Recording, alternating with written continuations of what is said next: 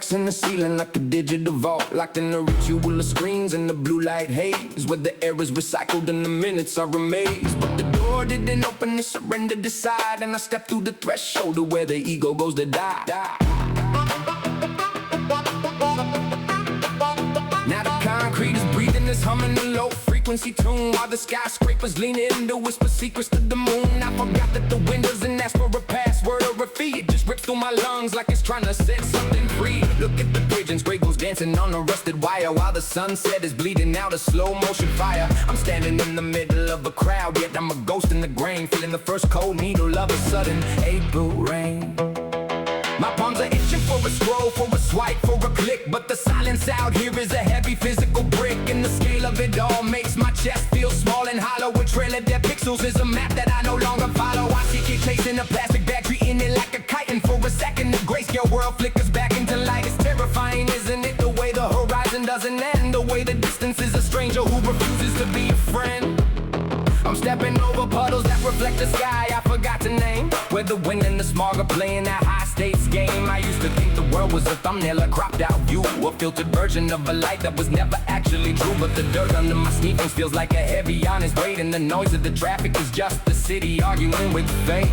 I can feel the oxygen scrubbing the rust off my soul, a fragment of a person trying to make the picture whole. No walls to lean on, no ceiling to keep the panic in check, just a wide open void putting a leash around my neck. And I realize the outside isn't the place where you go. It's the terrifying moment when you finally let the seed grow through the cracks in the pavement, through the grit and the grime, stepping out of the loop and reclaiming my time.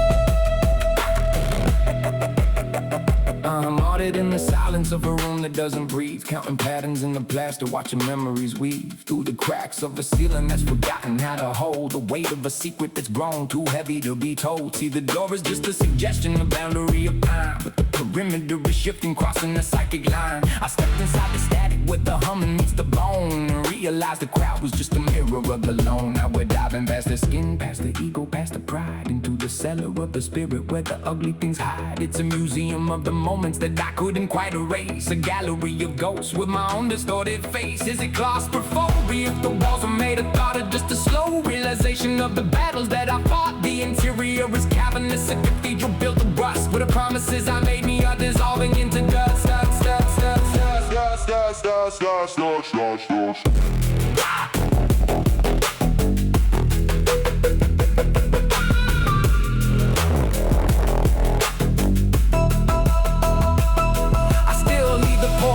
For a ghost that don't breathe, checking the rearview for a silhouette that refused to leave. Funny how gone isn't a destination, it's a vibration, a hollow space in the mattress, a sudden lack of conversation. You didn't pack a bag, didn't leave a note on the fridge, you just evaporated, left me staring at a broken bridge. Now the silence is a frequency, a high-pitched scream, and I'm waking up in the middle of a waking dream.